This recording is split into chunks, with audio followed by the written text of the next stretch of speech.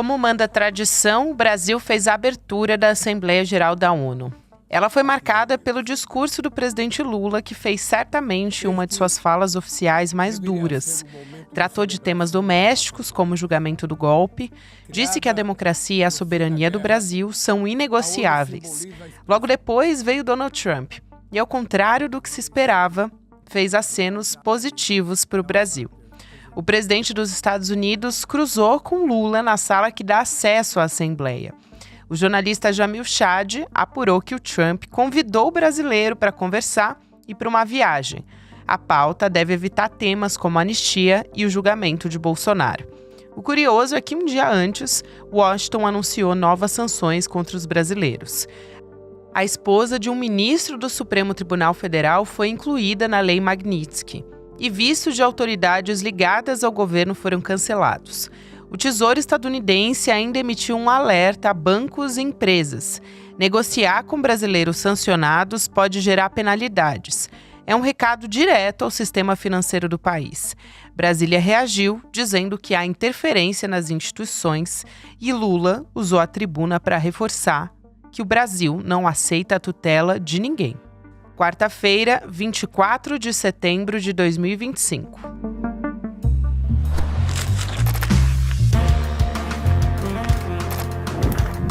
Sou Gabriela Varela, esse é o podcast do Itália, com mais educação da liberdade.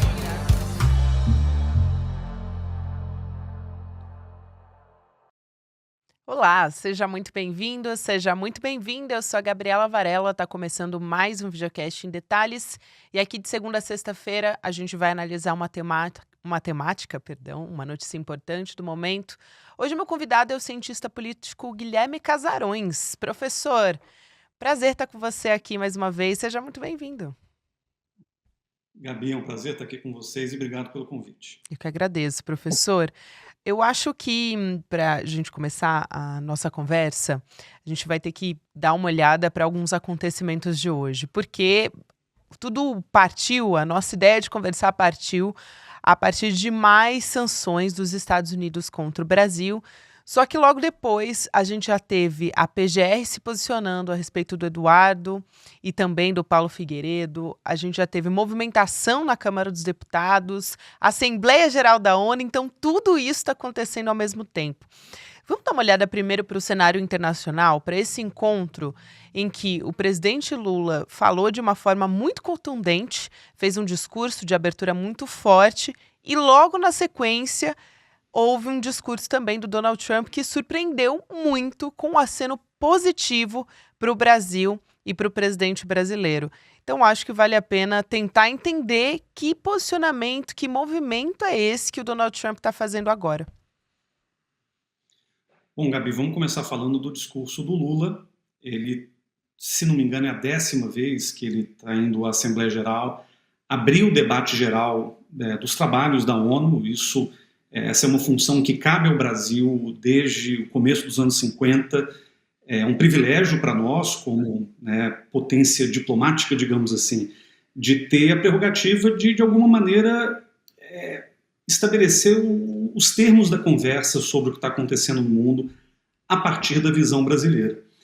E, exceto pelos anos em que o Bolsonaro discursou, em que havia ali um conteúdo muito contrário à ONU, contrário ao que a extrema-direita chama de globalismo, todos os presidentes que vão à Assembleia Geral tendem a estruturar o seu discurso da mesma maneira, fazendo um grande diagnóstico do mundo a partir da perspectiva brasileira, falar das contribuições que o Brasil vem prestando ao mundo, dentro desse contexto que, nesse momento, cada vez mais está de desordem total, e falar também daquilo que é feito internamente no Brasil para endereçar problemas de ordem mais ampla. No caso desse ano em particular, o presidente Lula trouxe 2 temas fundamentais que estão interligados e que ele explorou ao longo da sua fala, que foi o tema da soberania, por um lado, a defesa da soberania nacional, a necessidade de que os países sejam autônomos, não se submetam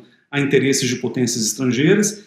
E, do outro lado, a gente tem o tema da democracia, da defesa das instituições democráticas, da defesa do processo legal, devido processo legal, E, ainda que não tenha em nenhum momento falado diretamente aos Estados Unidos, a gente percebeu que ao longo de todo o discurso o Lula falou muito sobre a relação do Brasil com os Estados Unidos, numa linguagem, claro, diplomática, numa linguagem educada, polida, compatível com o que se espera de um discurso da Assembleia Geral, e ali a gente viu o Lula realmente trazendo pontos muito relevantes e de maneira até muito contundente sobre o que está acontecendo hoje no mundo, né? Essa desordem internacional tem levado a um enfraquecimento tremendo do chamado multilateralismo, né, representado pelas Nações Unidas, e o discurso do Lula buscou também lidar com esse terceiro ponto, né, soberania, democracia e multilateralismo como caminhos para o futuro a partir da perspectiva brasileira. E eu acho que, num sentido amplo, o discurso foi absolutamente adequado, foi muito bom, né, é um discurso, de fato, de um estadista. Logo na sequência veio Trump. E foi curioso porque houve várias questões ali no discurso do Trump, a começar pelo fato de que o teleprompter não estava funcionando, ele teve que esperar um pouquinho ali na coxia antes de entrar. Foi ali que ele comenta, a certa altura do discurso, que ele encontrou o presidente Lula saindo e que eles tiveram ali 20, depois ele falou 39 segundos de interação, em que houve um convite para que eles efetivamente se encontrassem. Mas o discurso do Trump, como a gente viu, ele teve uma característica absolutamente antissistema, né?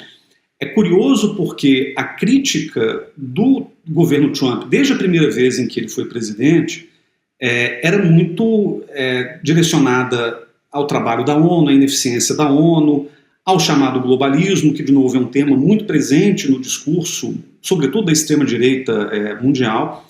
E o Trump ele já tinha trazido esses elementos da última vez em que ele foi à Assembleia Geral, em 2019, fazer um discurso. Mas naquele momento, ainda que a gente pudesse dizer, olha, foi um discurso de ataque à ONU, foi um discurso de crítica aos parceiros, de defesa dos Estados Unidos, tudo ainda estava embalado numa retórica essencialmente diplomática, né? Não houve nenhuma surpresa. 2019 o Trump já estava no seu terceiro ano de mandato, então não houve nenhuma surpresa com relação ao conteúdo do que ele disse. Este ano a gente vê uma coisa muito diferente.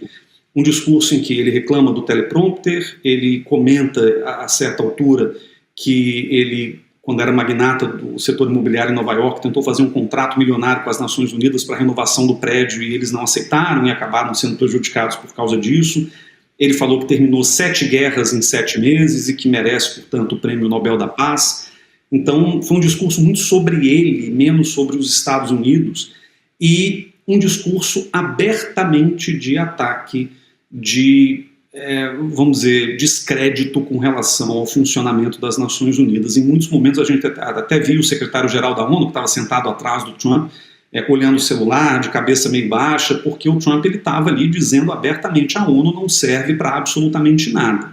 Sem dúvida, professor. E aí é interessante observar como é que a extrema-direita no Brasil reagiu a isso, porque quando o Trump faz um aceno ao presidente Lula, tenho até aqui um trechinho que ele fala: eu só faço negócio com pessoas que eu gosto. E eu gostei dele e ele de mim.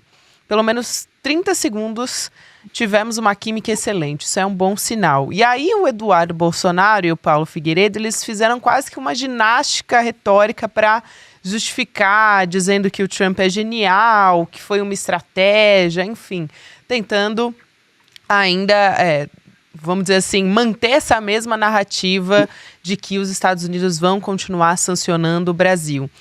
E, ao mesmo tempo, a gente tem uma apuração aqui do Jamil Chad no Portal UOL, que é nosso comentarista também, e que está sempre por dentro de todos esses bastidores.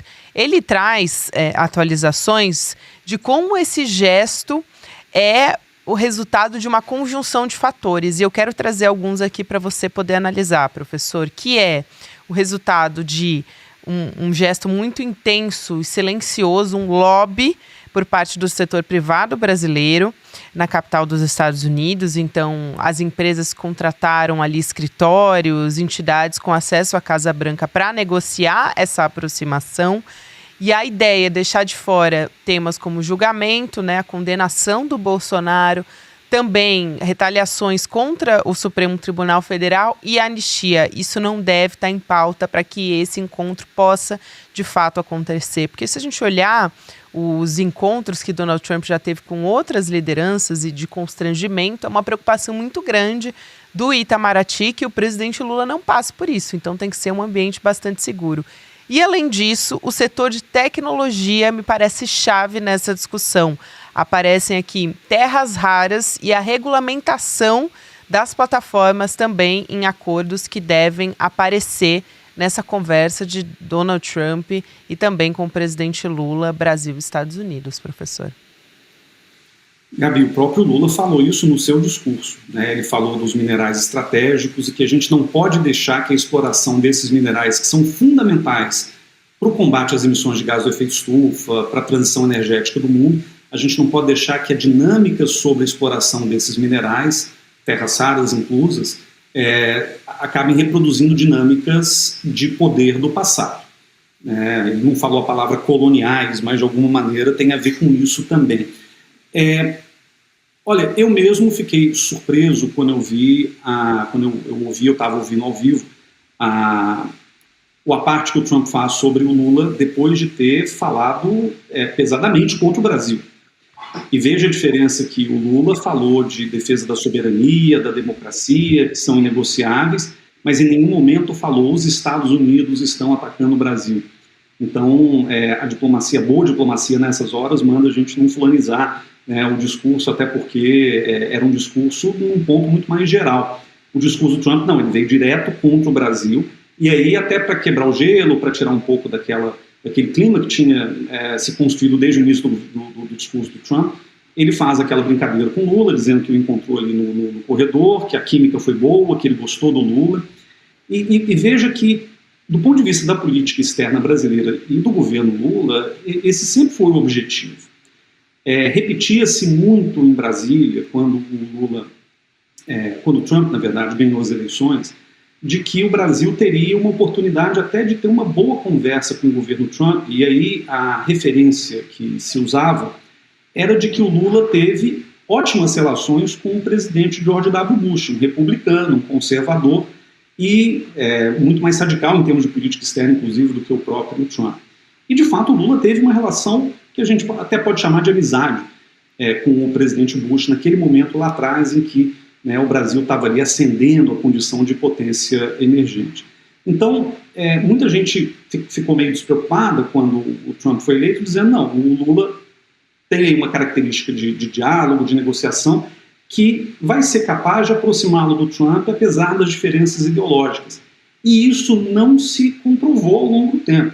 A gente viu as relações Brasil e Estados Unidos chegarem ao seu pior momento na história, nesses últimos 2-3 meses. Desde julho, a gente vê uma situação absolutamente inédita em termos até da virulência com que o governo americano lida com o Brasil, com tarifas, com sanções a indivíduos, com restrições de visto, com investigações comerciais e todo tipo de crítica pública, que a gente viu não só no discurso, mas que também vem sendo feita nas redes sociais.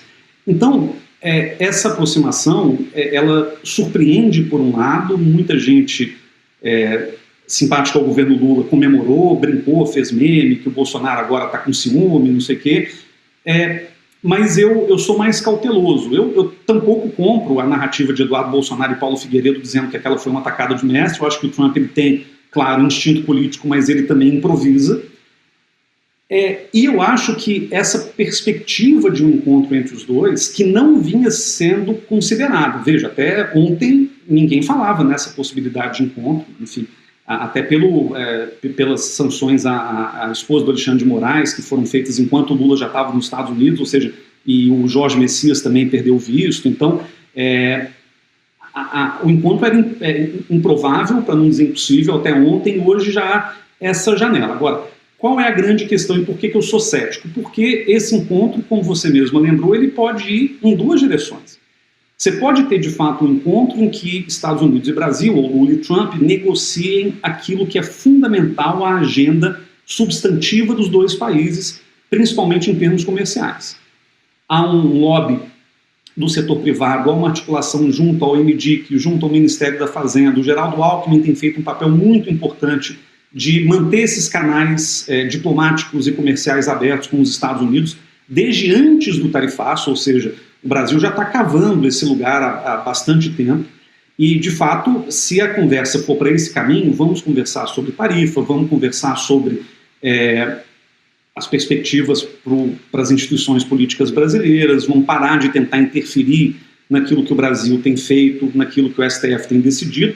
Tudo bem, se a coisa for por esse caminho, eu acho que é ótimo e eu acho que é uma oportunidade até para a gente recuperar um relacionamento que chegou ao fundo do poço. Bilateralmente, a gente nunca teve na história nenhum momento em que a coisa ficou tão ruim. Agora, ao mesmo tempo, pode ser que essa conversa se transforme em um episódio para a rede social, num episódio à la Zelensky, num episódio à la presidente da África do Sul. Isso. Acho que tudo isso pode gerar uma situação em que o Lula sai constrangido. E aí, infelizmente, eu acho que é um cenário que o Paulo Figueiredo e o Eduardo Bolsonaro, no fim das contas, estão desejando, que é o do Lula desmoralizado depois de uma conversa com o Trump, ou mesmo, talvez na pior das hipóteses, do Lula não aceitar conversar com o Trump. Porque a gente também não sabe como que foi esse encontro nos bastidores, em que medida essa perspectiva de um encontro estava colocada de fato, ou já estava sendo sondada anteriormente.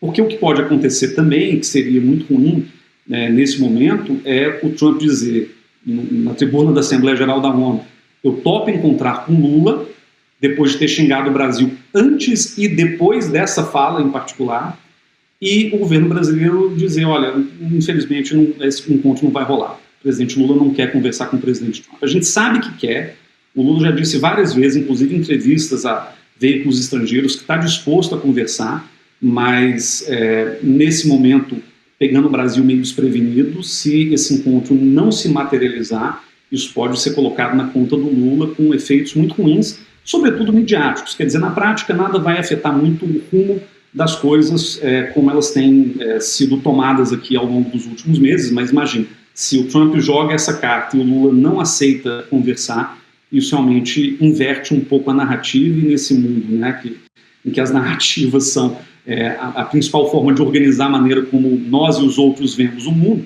é fundamental que haja do lado brasileiro a capacidade de controlar um pouquinho essa narrativa também.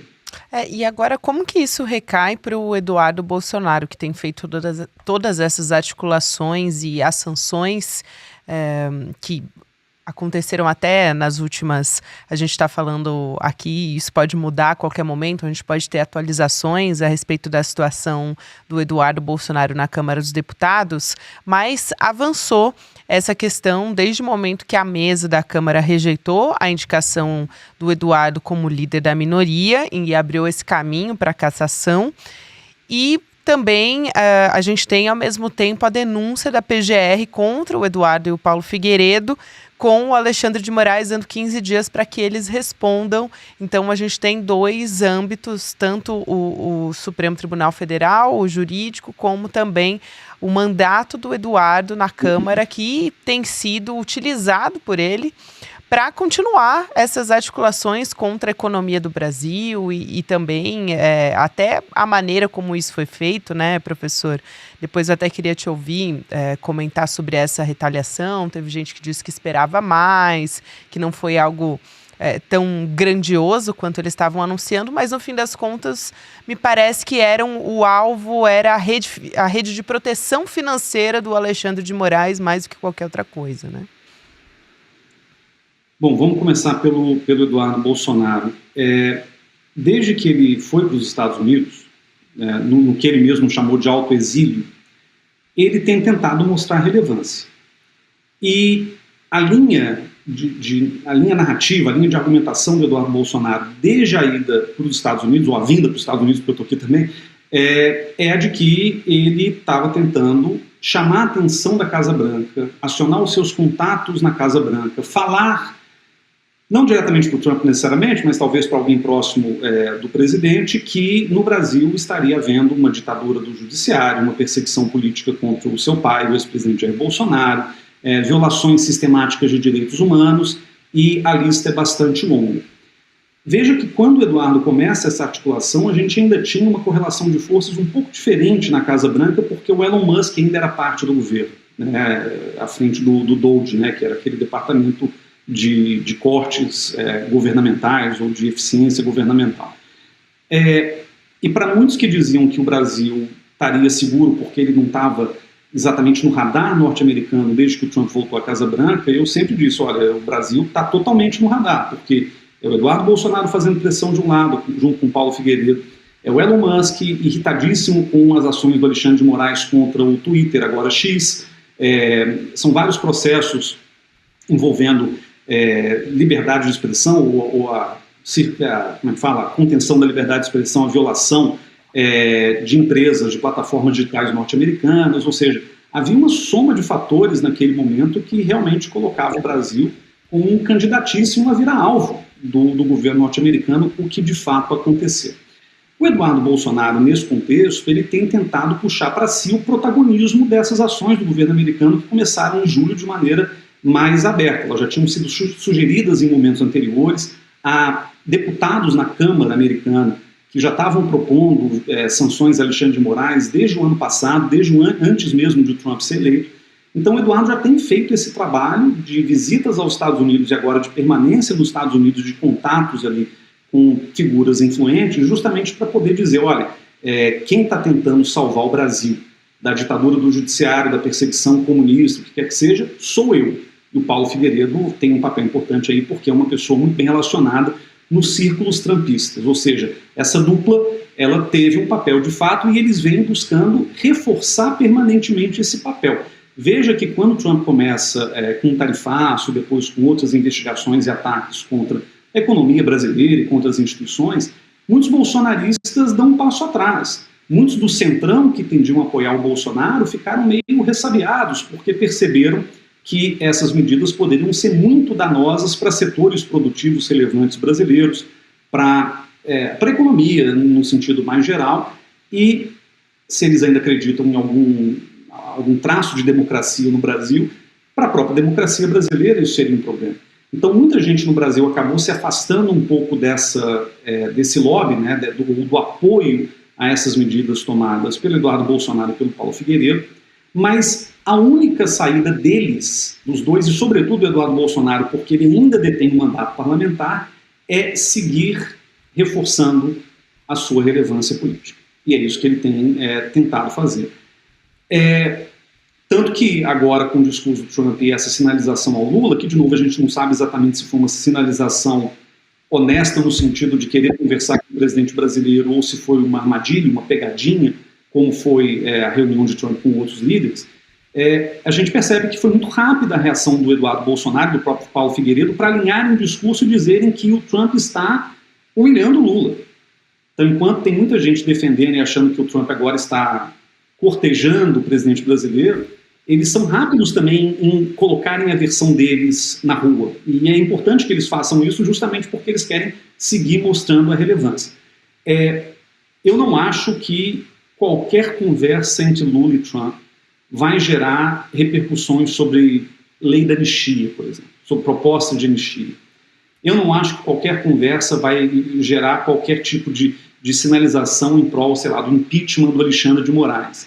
Então, no fim das contas, é bem provável que essa conversa ela fique de fato circunscrita entre o Lula e o Trump nas temáticas econômicas, nas temáticas que interessam aos dois países. O Trump também não quer ver a inflação no seu país aumentar por causa do café brasileiro, do suco de laranja brasileiro, ou das autopeças brasileiras.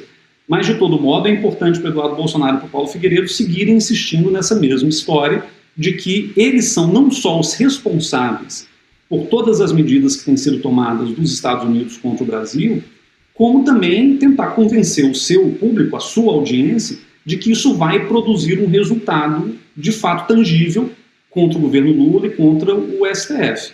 Agora, eu não acho que esse resultado virá, talvez se a gente esperar 72 horas e talvez mais 72 depois a gente chegue a algum resultado esperado pelos bolsonaristas, mas assim, do jeito que a coisa está hoje, no ponto da conversa hoje, muito dificilmente haverá qualquer tipo de mudança política no Brasil em função de qualquer conversa entre o presidente Lula e o presidente Trump.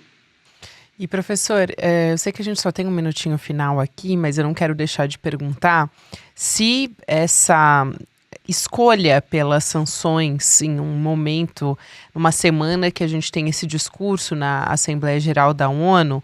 Então, uma tentativa, se não seria uma tentativa de talvez constranger a delegação brasileira. O ministro da Saúde, por exemplo, acabou decidindo não ir, justamente por ter sofrido sanções, e no fim das contas outros personagens também apareceram nessa história, né?